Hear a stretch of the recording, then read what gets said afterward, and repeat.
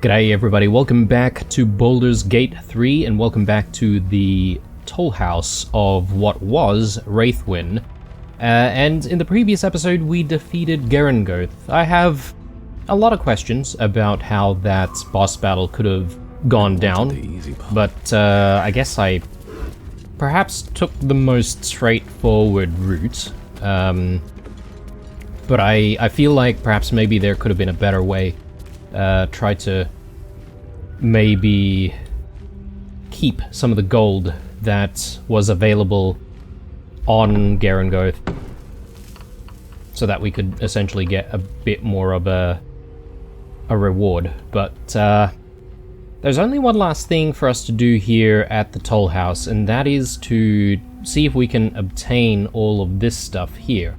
And I don't really see a way in because the vines here are in the way. I'm not sure if perhaps maybe we could do something like maybe burn it instead of what we've already tried to do, which is to simply attack it. But yeah, we're not really doing any damage whatsoever. I'm thinking we probably want to try getting in there by using perhaps Shadow Step from out here. That seems like a decent enough idea.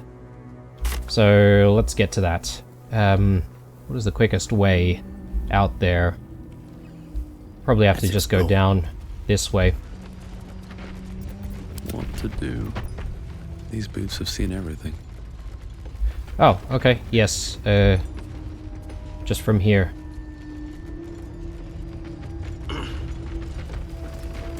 Yeah, very interesting fight against Garangoth. That was a little bit hairy, I guess, because had I not moved our gold, I think we would have been in trouble.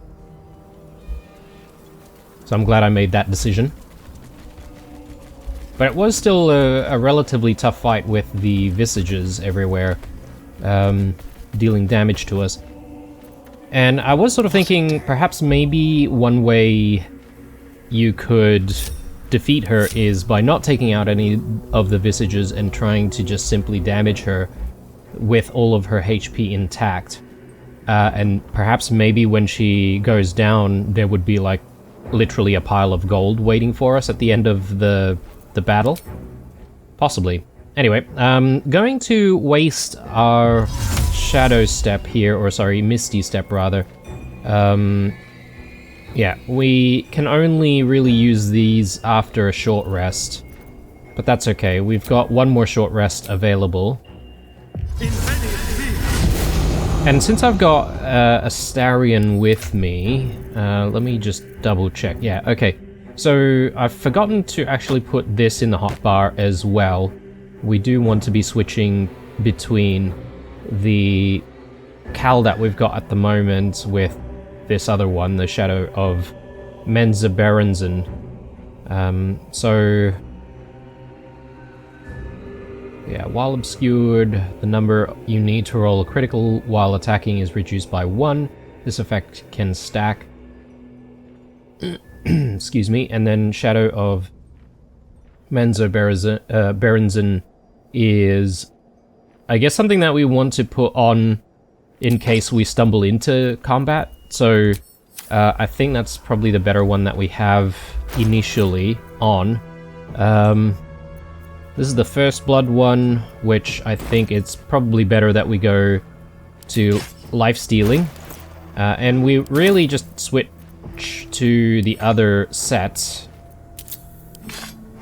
when we know that we're about to go into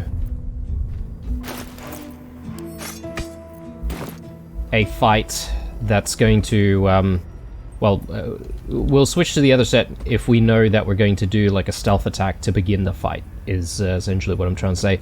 Sorry, a little sidetracked there. I don't suppose any of these vases will contain anything. I'll take that, but I will... Okay, I'll just pick it up for the time being. Color spray. Do these attract any gold? 1. Okay, I'll keep it since I have the,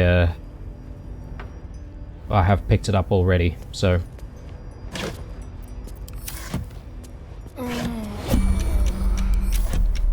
Oh yeah, I've completely forgotten about the Shadow Curse. Let's bring Shadowheart just a little bit closer this way. That should allow him to move around a little bit more in here.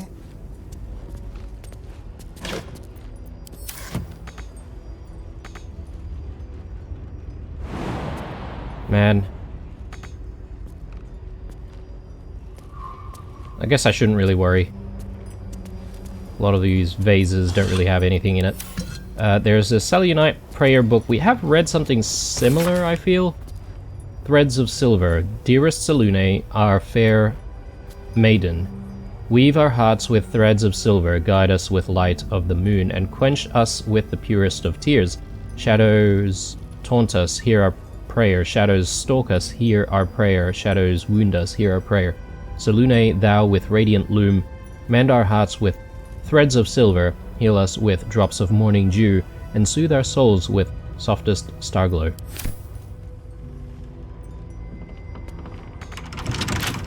Okay, so he should have some lockpicking tools, right? Yeah, I think so. But this might be a little tougher for him to open. A crooked touch. It's got a few bonuses, so that's good.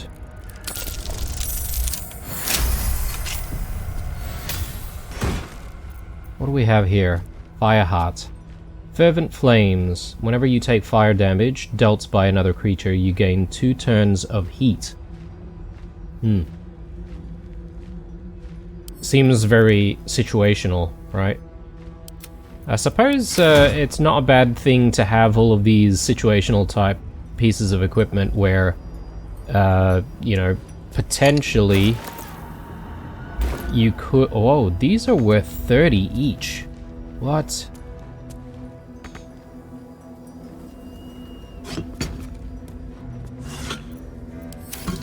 I'll take these. Definitely want to sell them. Why can't I take this one, though?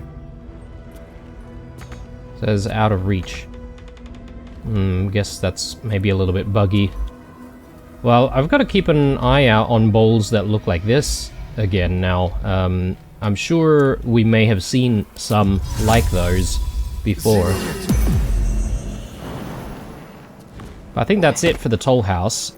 And as I said towards the end of the previous episode, I do want to make my way towards the north. Probably hitting up the Masons Guild first, before then going to the House of Healing. Thorm Mausoleum. Yeah, I'm going to definitely be working my way up there. Brewer's Alchemical Stash.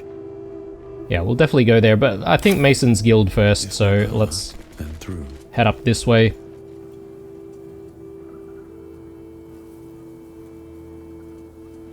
Let's move. Okay, plenty of things that we haven't seen from here on out, so let's just take a look.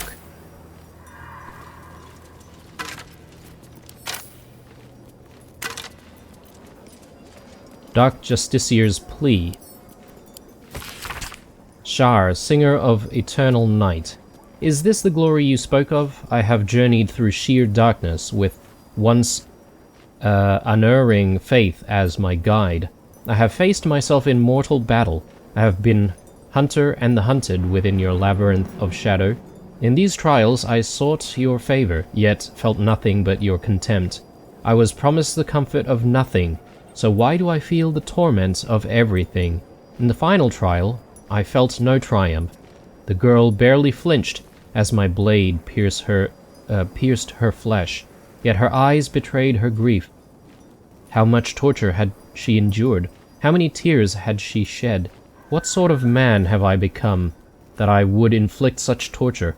What sort of goddess would demand it of me? And still only silence, and in silence I have my answer.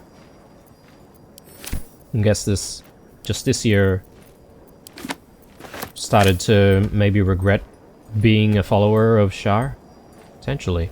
Did I see a sword? A rusty sword or something like that around here? Oh, there it was. Rusty greatsword. Do these rusty weapons attract a bit of gold? 6 gold. Better than just 1 gold. Alright. Moving on.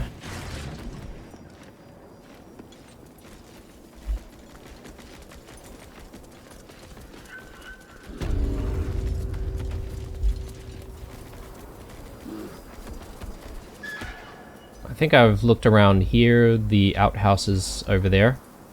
I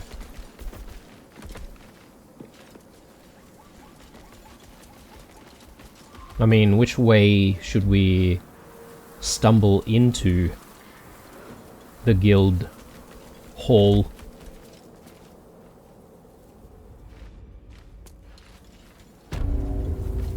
Mason's Guild. This was a Mason's Guild. They were clearly artists. You can tell because it's a mess in here.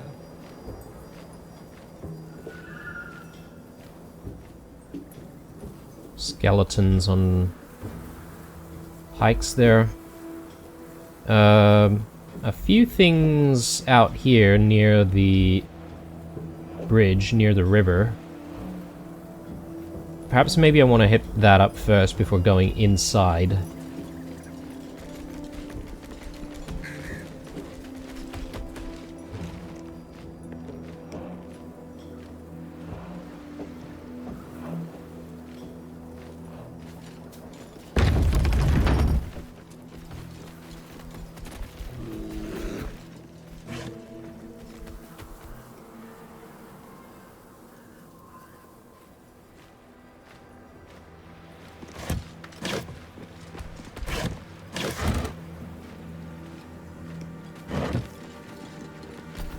Weathered chisel set.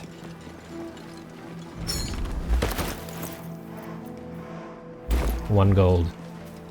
Lump hammer. Also 1 gold? Yeah. Figured as much.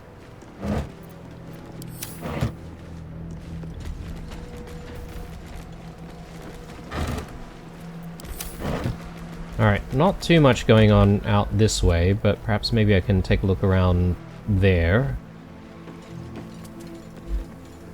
About this tower, is there anything special in it? Doesn't look like it. And there's a way on top of the roof of the guild. If I really wanted to go around that way.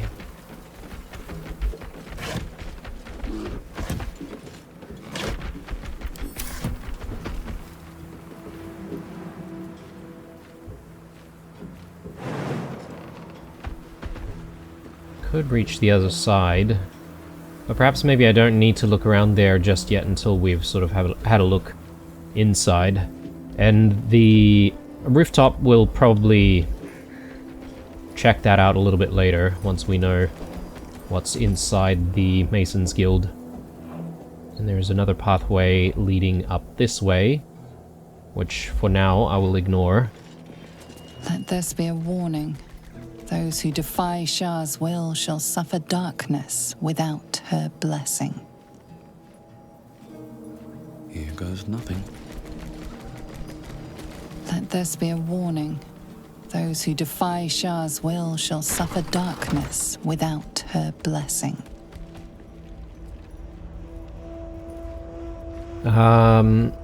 There's the matter of the Githyanki that might be around. I don't know if they're sort of poised to ambush us. Because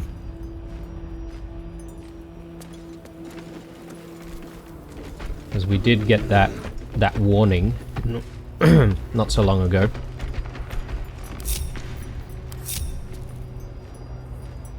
Alright, let's just take a quick look around.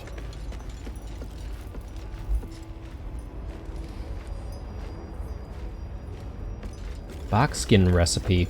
Interesting. Frivolity gave me a glimmer of hope today. I took precious time away from research into the platinum scale to help a gnome. Her guinea pig was trapped in bramble and briar, and the gnome wanted something to toughen her skin. I helped her, and the gnome kissed my raw, scaleless hand and left in good cheer. Recipe for 1 elixir of barkskin. Extracts needed: salts of gnarled tree bark, suspension of either mud mephit wing or laculite. Method: combine and shake. That should do it. When in doubt with alchemy, help a desperate guinea pig, pluck him from the thorny sprig, then serve him up his tea. My success with barkskin has led me down an avenue of experimentation that could cloak my aching body in scales of hard, shining platinum. Writing is harder with my left hand. The right one, the one the gnome kissed, is seized in a claw of agony. Generally, my pain is abominable, but for the first time in a while I have it. I do. I hope. A small note was added to this edition of the text. It simply reads, "I saved my guinea pig." There you go. We do have the barkskin spell, which I don't think I've really used just yet, but I do think that having something like that is going to be useful. Useful in, you know, fights that might actually be a little bit longer than usual. I can't remember if it's a concentration spell. Old looking bones.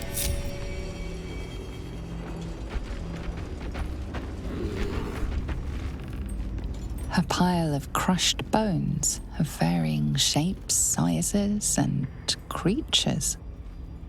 Okay, so something or someone has been gathering all manner of bones and just placing it on these slabs of stone, I guess. For what purpose, I'm not sure. There's a plaque here.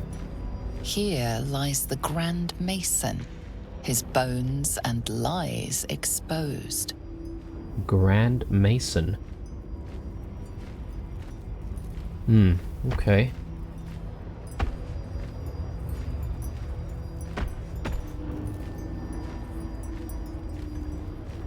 Wasn't there something in the Masons Guild that we needed to find? Let me just have a review of stuff here.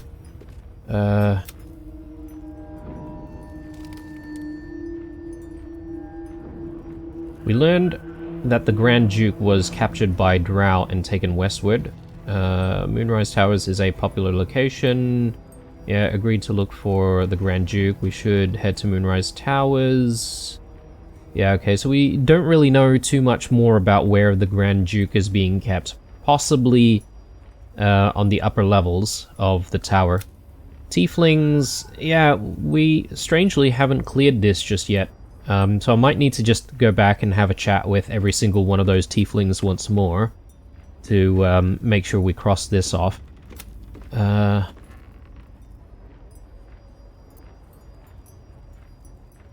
Olsen met the mysterious man. Certain he knows where Thaniel is. Something from the man's past will help to wake him up. Find Zevlor. Zevlor's also in Moonrise Towers, I think. Mason's Guild. Seems to have been the center of Selûnite resistance in the area. We should seek it out and investigate further. Okay. That's what we're technically here for. Don't really see anything else in this room.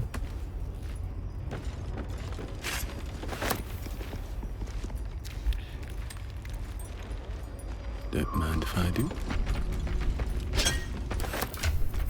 I keep finding myself not having a shovel to use at times.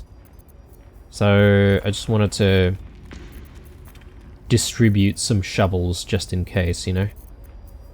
Maybe Astarion can have one. Alright.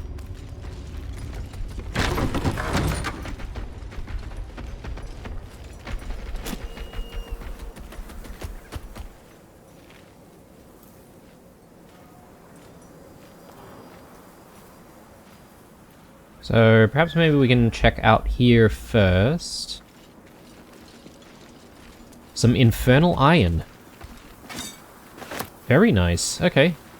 So someone was pointing out that the stuff that was being used to make those special items with Dammon is in fact some of the additional infernal iron that we might have. So I didn't really check whether or not we depleted all of our stocks of infernal iron, but if there's another little bit of infernal iron, perhaps maybe I could go back to Dammon and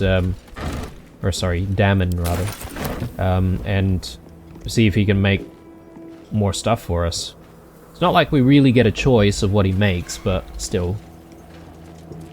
Perhaps disarm toolkit over there somewhere. Let's maybe climb down here and just have a look around. Then we'll sort of swing around.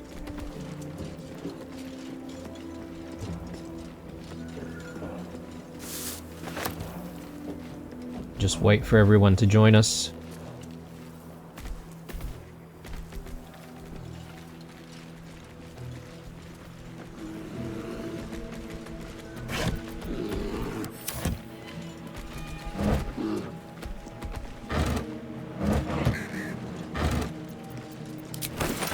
Pretty quiet so far. No issues. Ooh, okay. Secret pathway up this way.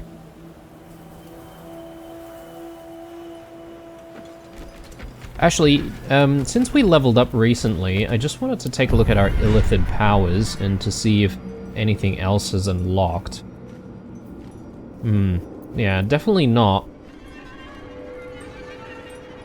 Perhaps maybe I should just invest in something even though, you know, I don't really want to be using any of these ones.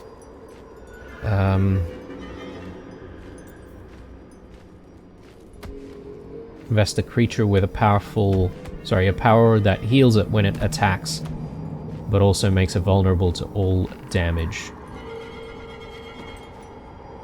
Yeah, it's a bit of a give and take.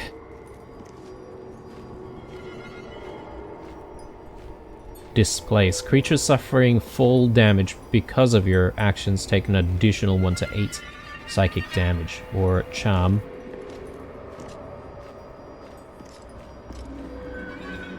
This is a reaction, actually. That might be decent to invest in.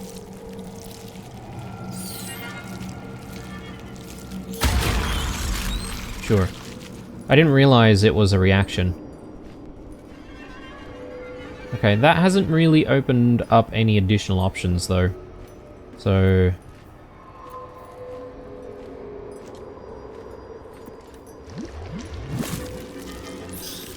I'm just gonna drop it here. Yeah, okay. So that's now unlocked a little bit more. All of this seems to still be locked. So, not sure what to think of that. Ability Drain. Once per turn, when you make an attack roll, the attack reduces the target's corresponding ability by 1. Okay. Or Stage Fright. Targets have disadvantage on attack rolls and take 2 to 12 psychic damage each time they miss. Yeah, so this could be pretty good, especially in extended fights, although it is only for 3 turns. Yeah, it could be interesting. Anyway, I haven't really used illithid powers too much, except for recently when we started using Concentrated Blast, which I feel like Concentrated Blast is actually pretty cool. It's nice to use that because we have, you know, Hunter's Mark or the Spike Growth on quite regularly, and we can, you know, make use of that concentration when we don't need it anymore.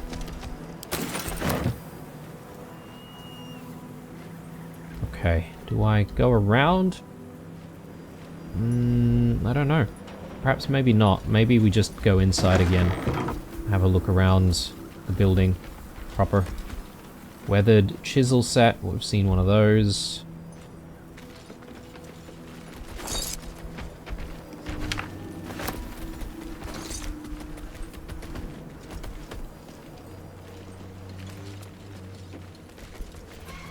Oh, look at that. A hatch. We'll definitely check that out.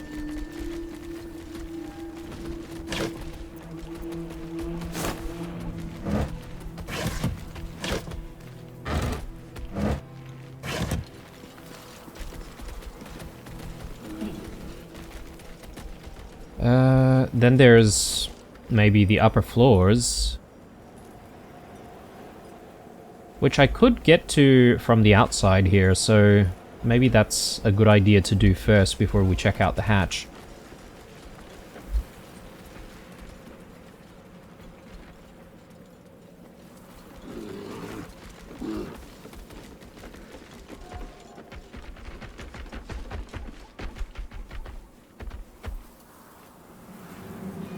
Yeah, and there seems to be some kind of a dolly or whatever. Pulling up maybe like stones, heavy objects from below.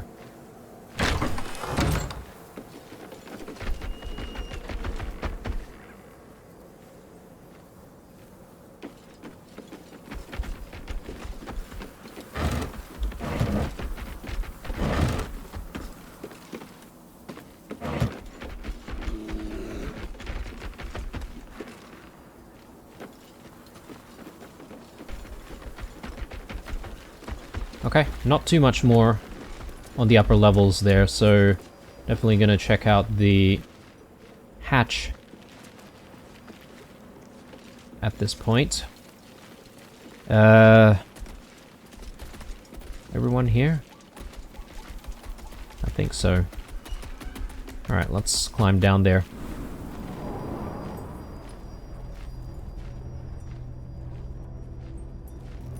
Really, really quiet. I'm getting a little nervous about the quietness.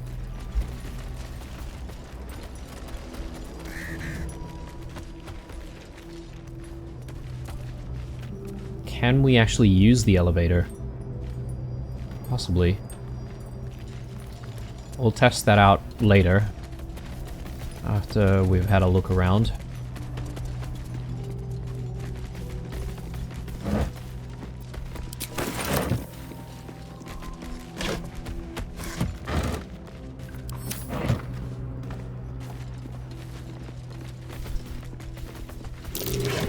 Something over there.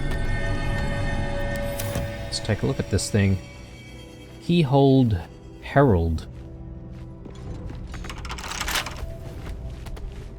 Can we lockpick it? I guess we can. Don't give me trouble now.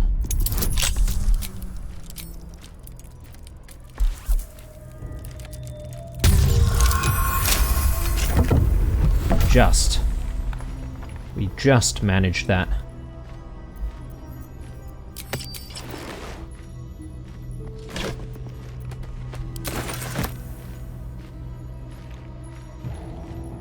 Alright, so Selûnite resistance.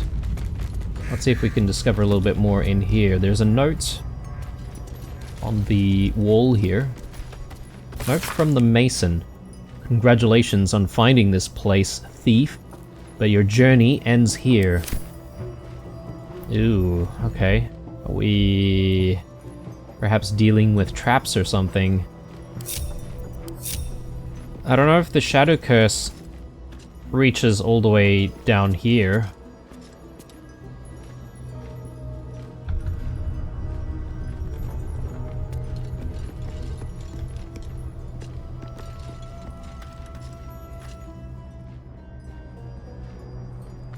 I suppose maybe I want to move around with blue just a little bit to test out whether or not the Shadow Curse is present. That might be worth a look. Yep, so we need to disarm that, that's fine. I feel like maybe the Shadow Curse is not present here. I can always test it out with Shadowheart though, and just switch her equipment.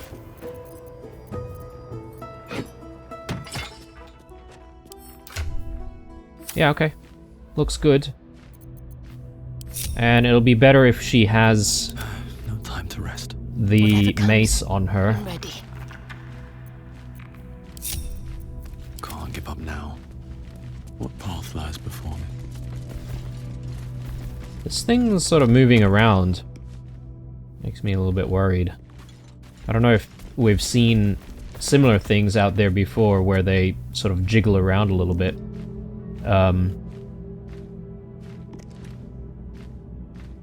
Yeah, can't seem to attack it or anything like that, so... Okay, let's disarm this thing.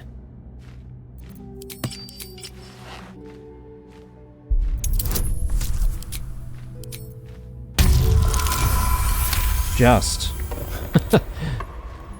Man, our rolls have been not so good recently. Leaves much to be desired.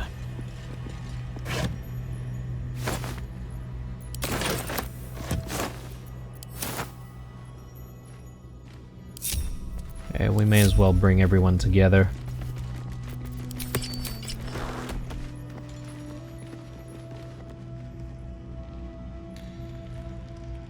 Again, still very, very quiet.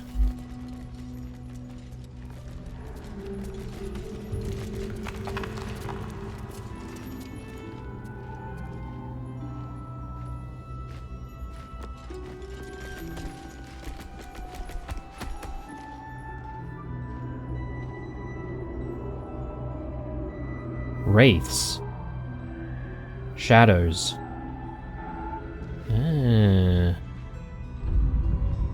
Glad I actually spotted them.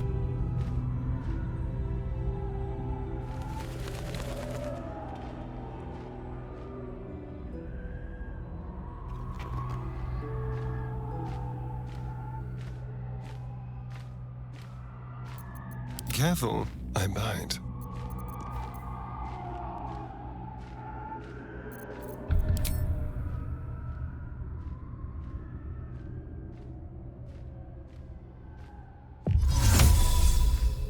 Let me do a quick save here.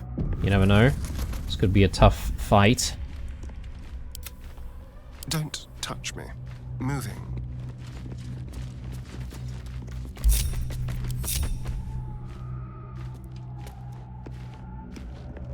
So what I'm hoping to do is to be able to get myself behind these guys and then do a sneak attack.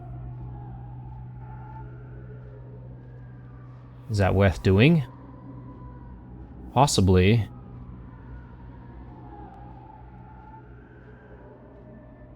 The issue I have, though, is this is our last Misty Step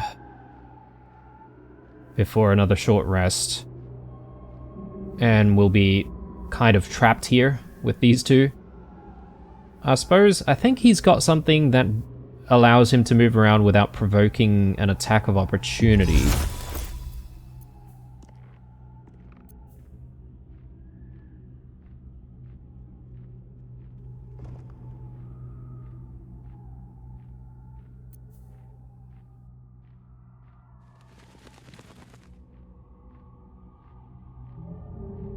Momentum.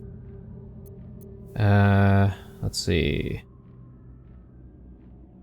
More momentum. Ring of Color Spray. Amulet of Misty Step.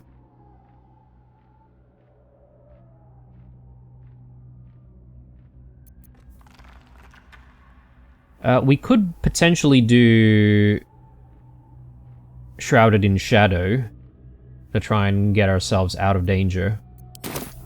So what I'm going to do is I'm going to see if I can Misty Step back here. We'll see what the reaction is to that. Okay, something else can actually see what's going on here. Perhaps maybe it's the other one. So maybe if we do want to Misty Step, maybe it's in this position right here. maybe. Or even here. This might be better, because we can get out a lot quicker.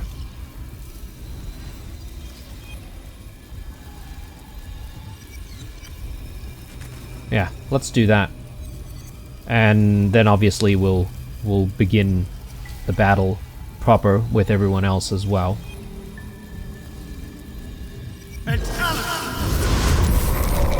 Oh, hang on. Okay.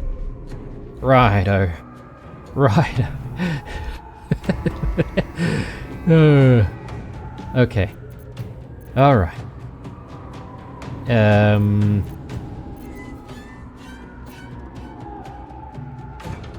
Well, I think I still have the opportunity here. So, we've already got an advantage. Weapon enhancement. Oh, okay, no. It says we've got that advantage when I'm, you know, just doing a plain attack. But yeah, this is bad because I haven't exactly switched to the other pieces of equipment just yet. I might not save scum this time. If we don't survive the fight, obviously I'll redo this with the proper equipment in place. I was thinking of switching to the equipment, you know, before we did our first attack, but I should have done that beforehand. Anyway, let's take our action here, sneak attack, and...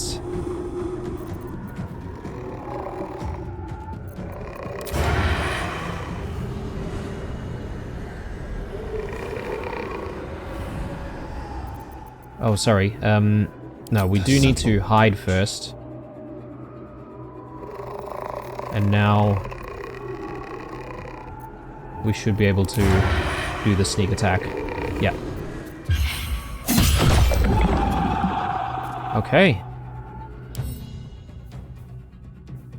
I did see Sluggardly before. Can't make opportunity attacks against its most recent attacker. Okay, yeah. So, as a result of that, we can now bring Astarion back.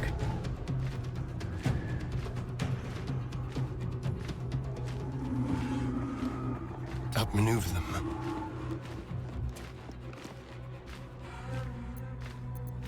All's well that ends. Not as bad as it could have. So, since Astarion is the only one in combat now, perhaps maybe what we could do is bring Blue in a little closer. Never a dull moment. Alright, what now? And we can even put him in stealth. Any attention. And we can get, like, one attack on this shadow here, kill that one immediately, and then do our next shot against this wraith here. I think that's not bad play.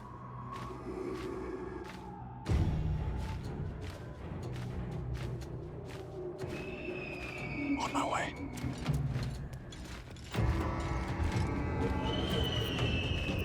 Ready and willing.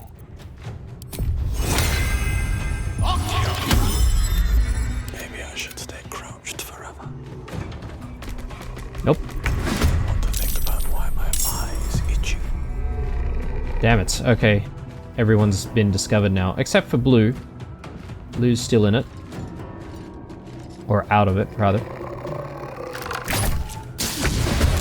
So he's still got 6 turns of haste, which is good.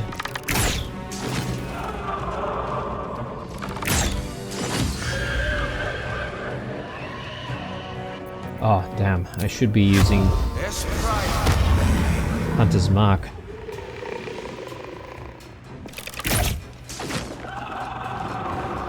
Damn, a little bit more there to trigger the cull. But anyway.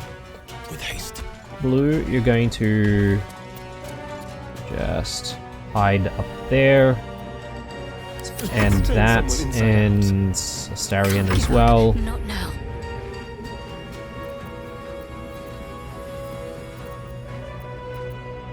Okay, Gale's going a little later.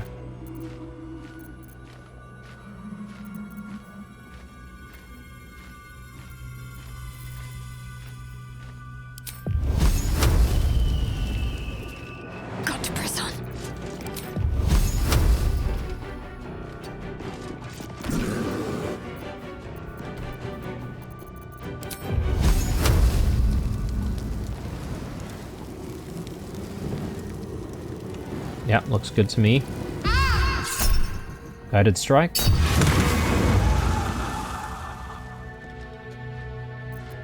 And...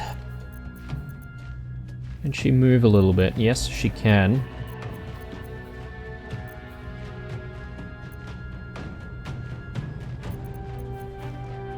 I think it's a little too early to put Sanctuary on. So...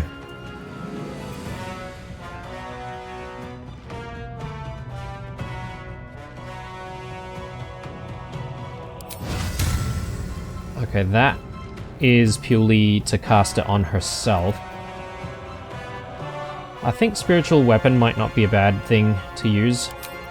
Again, it can at the very least act as a distraction. So... let's do a halberd. I wonder if the halberds have a bit of extra reach compared to some of the other weapons, or some of the other spiritual weapons. Because normally that's how it would work if you equip a halberd on a character.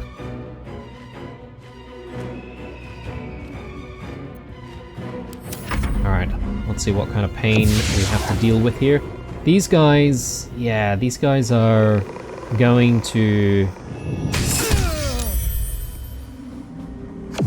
hide quite a bit, which will make the battle a bit harder to deal with. Yeah, there's the one that's really low, and I do want to also attack some of the other ones though, so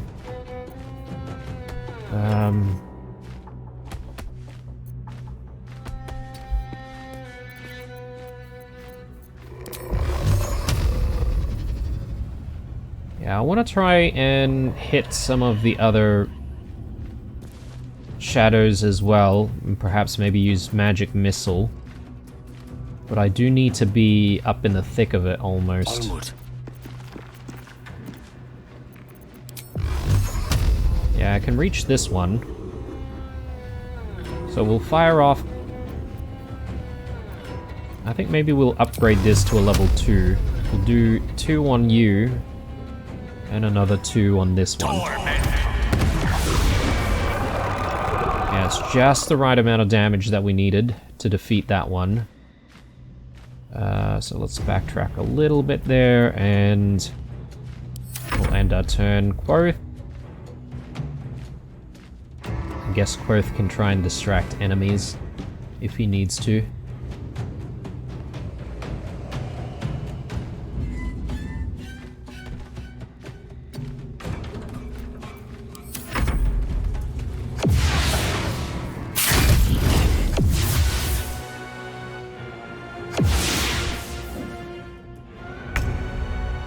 Okay, so if they're all sort of invisible,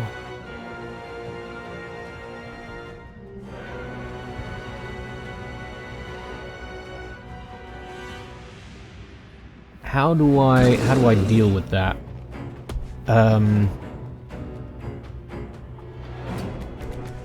AoE attacks maybe?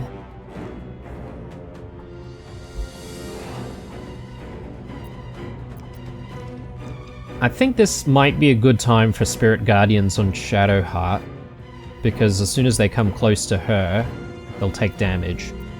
And it seems like all they can do, for the moment anyway, is do melee attacks on us. So, the halberd. Yeah, let's just move you up a little bit.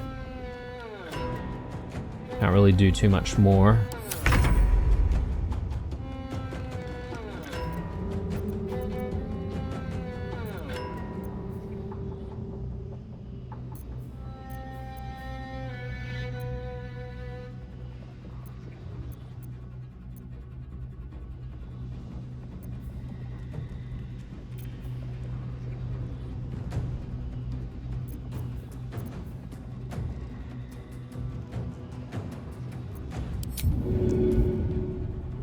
Yeah, I think I'll use dash, and I'll see if I can come up this way. Time to move. You'll get momentum from using dash.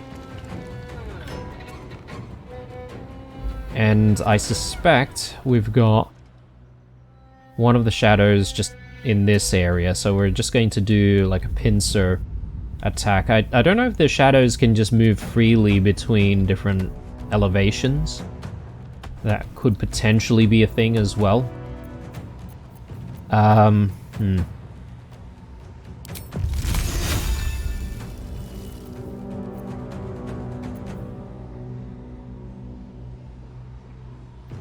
could do invisibility.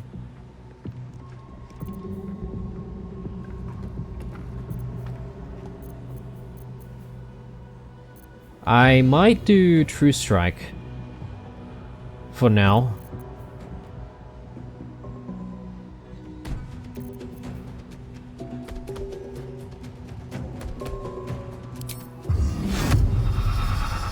Okay, hang on.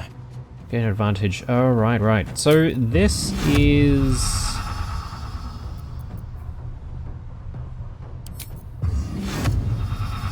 Ah, okay, so I can cast it on someone else. I thought it was something that you would cast on yourself, but that's not the case. Well, we may as well get it on to blue. They won't expect this.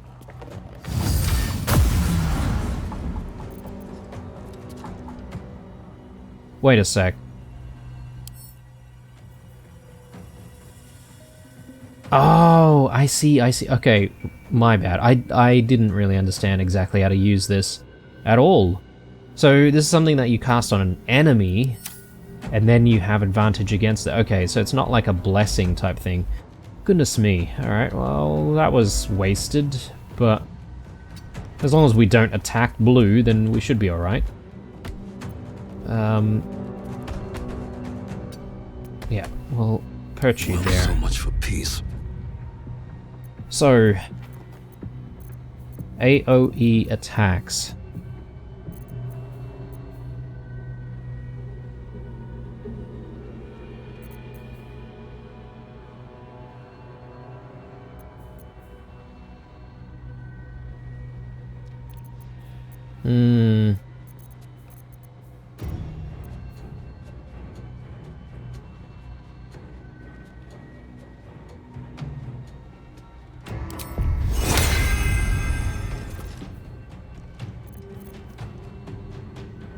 I'm thinking maybe some of these arrows.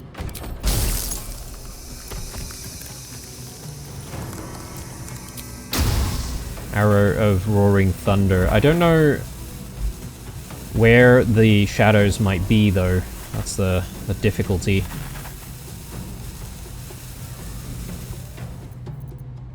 So I don't really know if that's really a good action to take.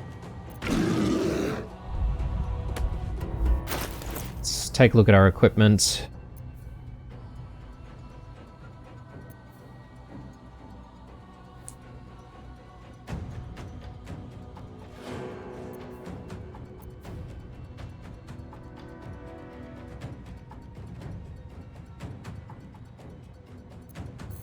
Yeah.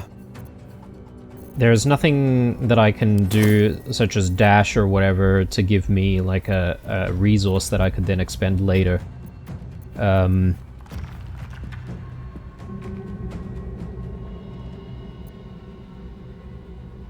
I don't think these shadows would be affected by spike growth.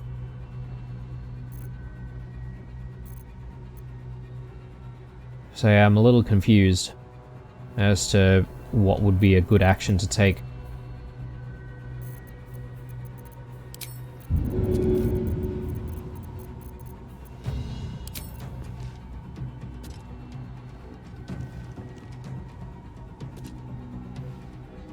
Might just give Gale a little bit of health.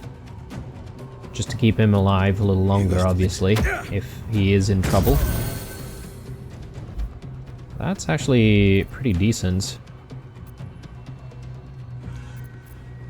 And movement-wise, I think I'll stay here, to be honest. Can't afford to let up.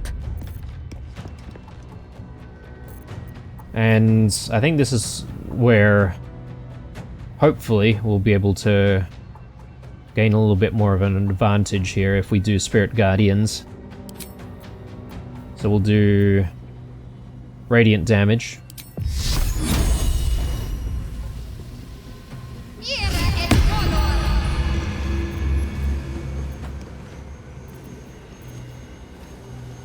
I think we're pretty good, although can't really take too much of an action here, but I think I'll maybe move up this way.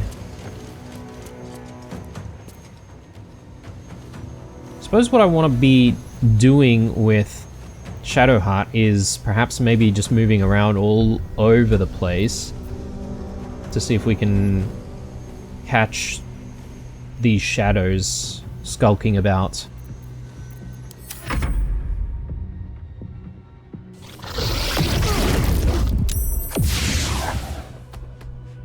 Right here, I think.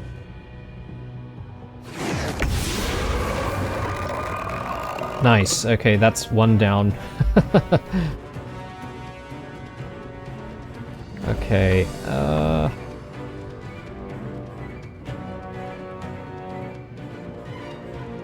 feel like Gale is really out of position here to make the attack, but perhaps maybe I could do...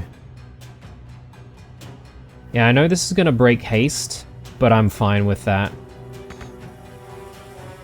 Not enough movement? Oh. Yes, we got him.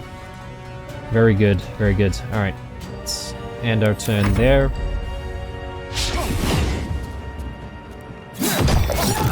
Oh, very nice.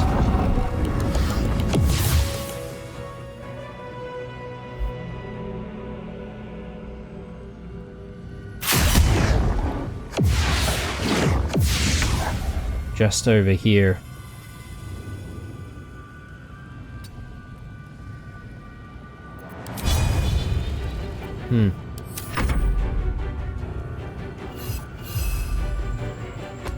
He'll take a little bit of damage from Cloud of Daggers. I don't mind that.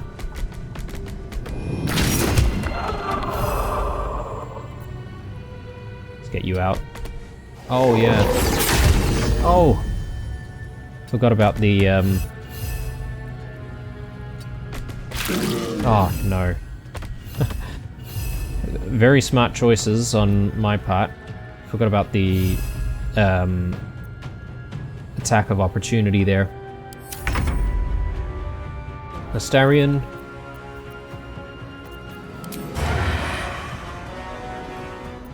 We'll do Into the shadows. Cunning Hide, and then we'll do an attack. Very nice. And we'll bring you up this way. I think the shadow has moved. I think there might be a couple of them. One might be... Is one right here? I'm not sure, actually, now that I think about it. So I might just keep him back there. There's one sitting over here, if I'm not mistaken. Let's finish this. So I might bring Shadowheart back down this way. Very nice. So we've revealed it.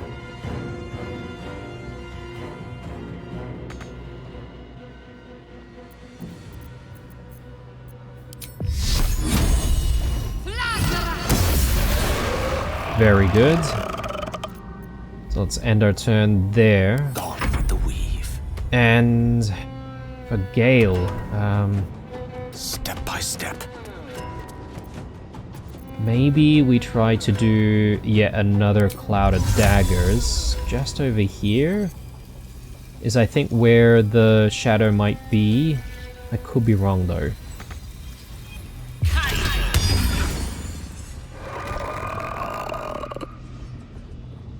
Very nice. Very nice indeed. Alright, let's Yes? just take that off again, and Let's get going. now that the area is safe, we should be able to loot everything and perhaps maybe find out what's going on here. Does the... Yeah, okay, the Spirit Guardian's aura does last only for 10 turns, so this will Don't waste a disappear step. eventually. Okay, so looking around, do we do a short rest at this stage? Hello. You have my attention. I could, although that's not really going to restore any spell slots for Gale. And we have used the amulet. So perhaps maybe I just want to restore spell slots using Arcane Recovery. What's going to need level 3? Okay, Haste. So we won't have that unless we recover one of the level 3 spell slots.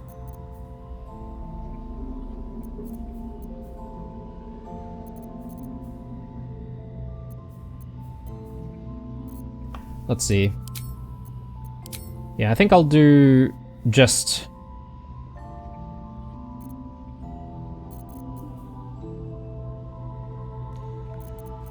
perhaps one level 2. Well, actually 2 level 2s. So we'll be able to do Cloud of Daggers a couple of times.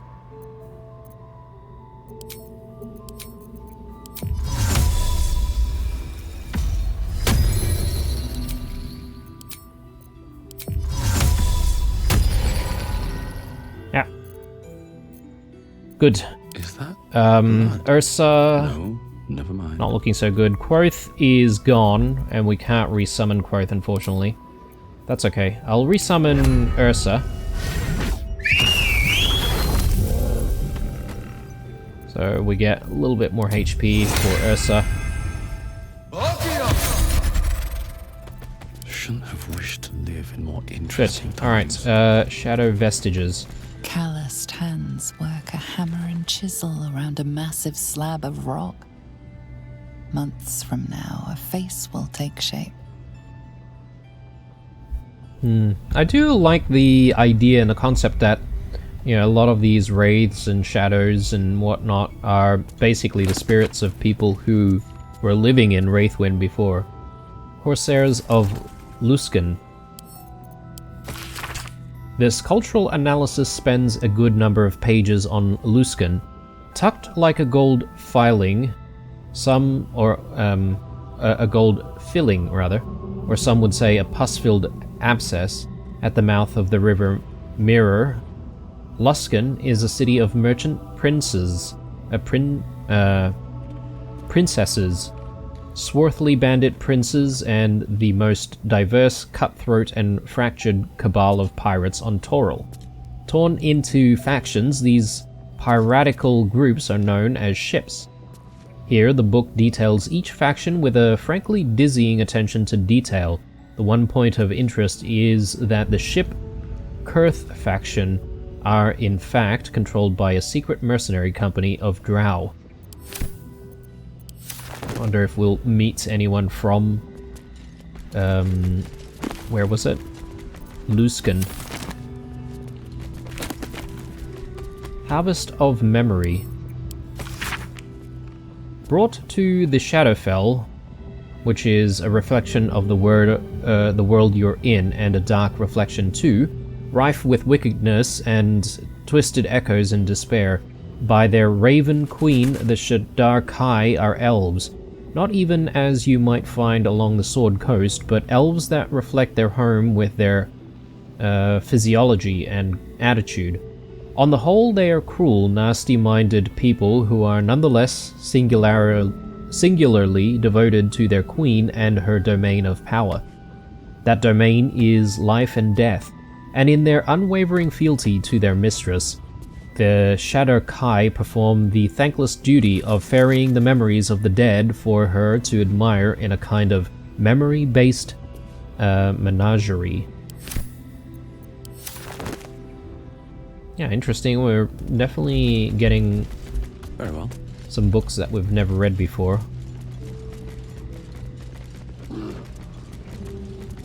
You can almost taste the sour ale that once clung to this soul's breath. He was insensible when the shadows came for him.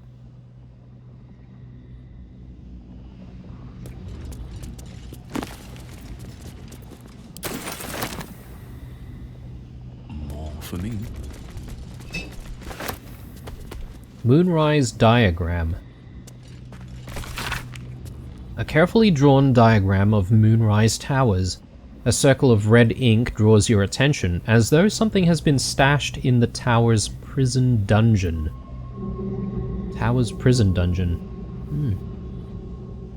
Someone's marked a spot at the base of Moonrise Towers.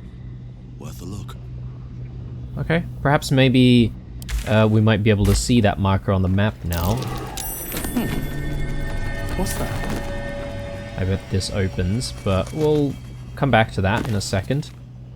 Logbook 12, 1371. A collection of entries detailing the exploits of an outpost overseen by Emerald Enclave, or the Emerald Enclave. This hefty book is labeled 1371 and stamped with an elegant stag against the dark green background. 6 Uktar. Sent to druids, some of the newer recruits up north. Village there has had 2 years of failed crops and are unlikely to survive the next winter. 9 Uktar. A group of Baldur Gates. A group from Baldur's Gate arrived. They've set up camp on the edge of the forest. 2 bears and a fox came by. Their territory has been burnt out. Half the fox's cubs died, paying this new group a visit tomorrow. Oh. Isn't this the same...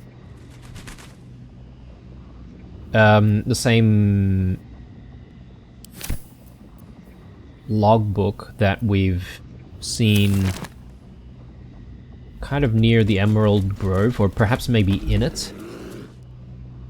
So why is there another copy here, though?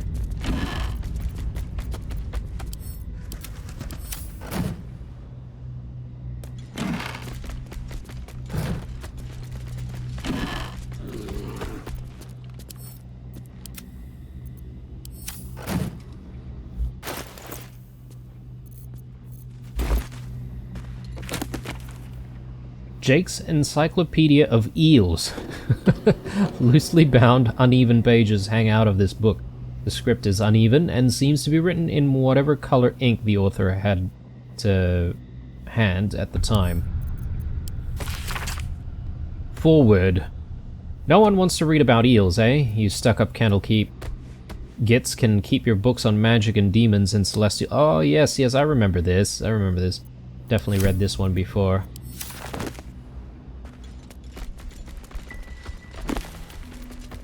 Secret societies of the Sword Coast exposed. Yeah.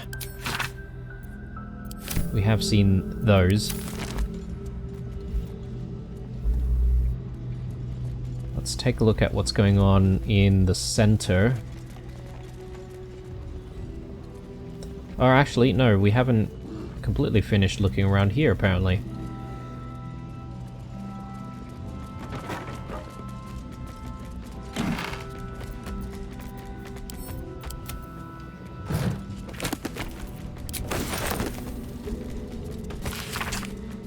This ancient map depicts the area surrounding Moonrise Towers in detail, depicting a profusion of local fauna, deer, rabbits, black bears, and flora, with special emphasis placed on areas for prolific foraging. A bit of if bank there. Open up.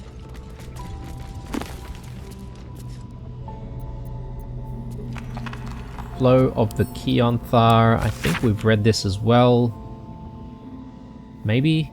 Here you find a rich history of the Keonthar River. Evidently, it flowed through half a dozen settlements, more and more springing up over time, and the picture this book evokes is one that lasts 100 years. One of barges drifting over the orange water under a burning autumn sky, and the barges smelling of casked wine, salted pork, exciting spices, less exciting spices like rosemary, which is still fragrant and nice but altogether not terribly exciting, and children running barefoot by the banks, waving to the grinning, sweating sailors from their play among the river reads. Yeah, I think we may have read that, actually.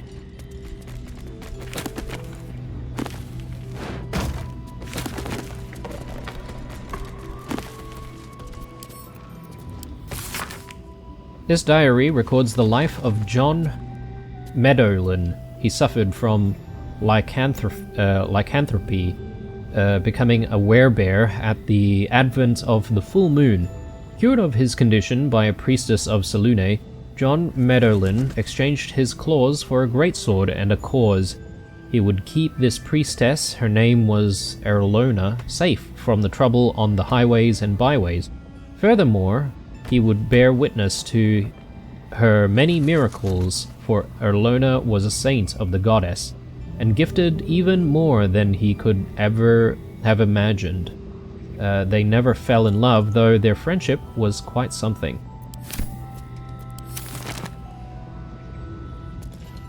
A distant memory of a man stretching his back with a groan. Another day of hauling masonry blocks done.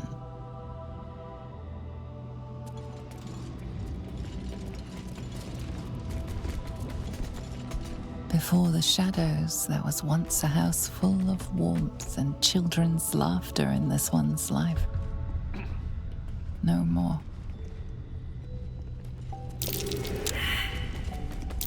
Traps. How considerate. Yeah, I knew it. I knew it.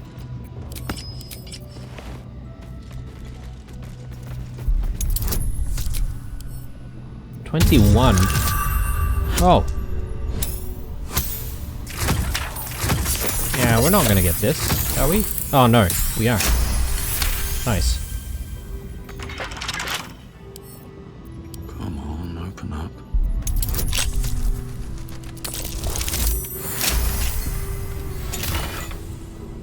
Helmet of Arcane Acuity. Battle Acuity. Whenever you deal damage with a weapon attack, you gain Arcane Acuity for 2 turns. Might be a good one for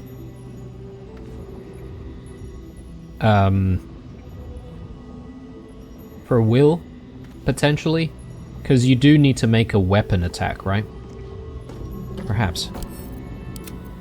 Let's send that to camp for the time being. Alright, so a lot more stuff going on in the middle here. How quickly things change. The Thorms are Selûnite through and through, or so I believed. Perhaps Ketheric only converted for Melodia, and with her death, and then his daughters, his faith died too. Okay. So he had a daughter and perhaps maybe a wife or a spouse that that were Selûnite, and he converted as well. But to turn to Shar, it beggars belief.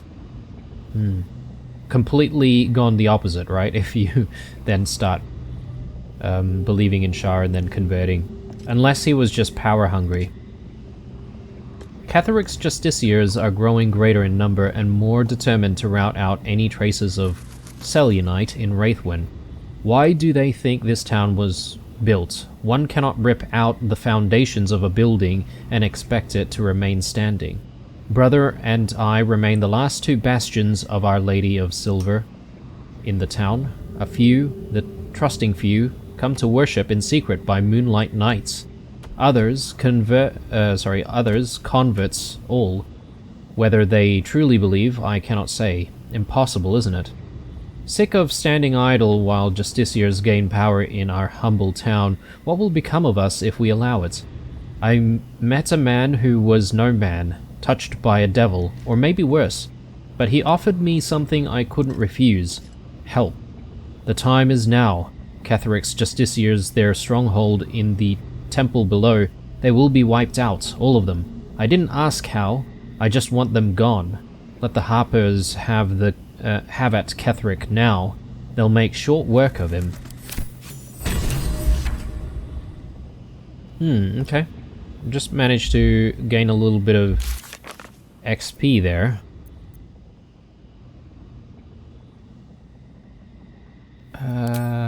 Yeah, yeah, there we go. It's now complete. So we reached Mason's Guild and found the writings of Morfred, the leader of the Selûnite resistance. He was determined to fight on against the Sharons however he could, even if it cost him his life. There you go. Right, any more loot to be had though? Mason's letter. Cursed. Halfred, you're probably surprised that I'm writing, though no more surprised than me. You warned me of Thorm's malice, yet I took up a hammer and trowel to build that cursed tower.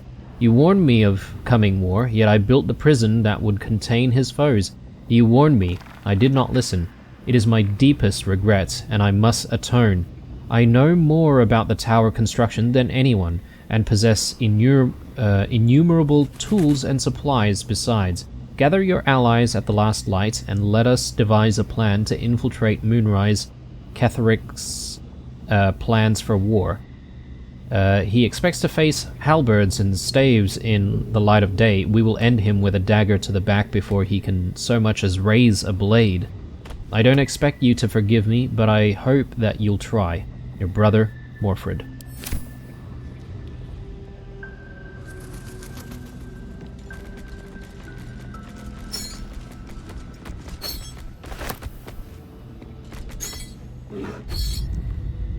Alright, and one more vestige here. A happy, faded memory comes to you. A woman walking along a beach, holding hands with her husband-to-be. And yet another one over here. You sense this one hid for days as the sounds of battle got closer and closer to town. You didn't even care who won, so long as it ended.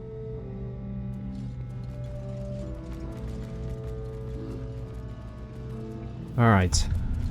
Yeah, really sad to hear the very, very short stories from all of these vestiges.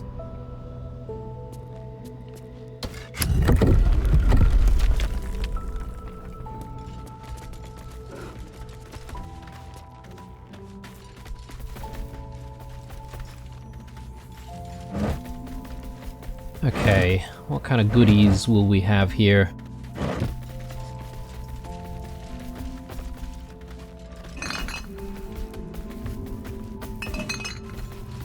Doesn't seem like there are any traps or anything, which is nice.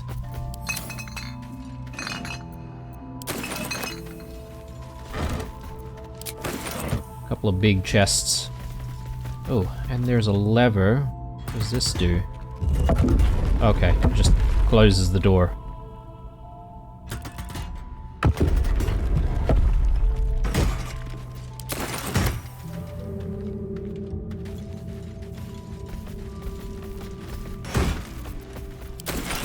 Right, alright.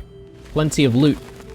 I get the feeling that this is the end for the Masons Guilds. There's a little bit of stuff happening here. I don't know if there's perhaps maybe another entrance way or what is going on there.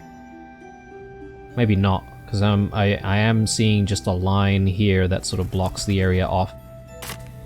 So yeah, I think when we come back in the next episode, we'll probably move on to the House of Healing and see what's going on there. We know that there's something in there, some kind of undead-looking priestess or whatever, or nurse, but that's all we've seen so far. So I'm sure it'll be interesting. Anyway, guys, signing out here. Hope you enjoyed it. As usual, chuck me a like if you enjoyed it. Stay true. And I'll see you guys in the next one.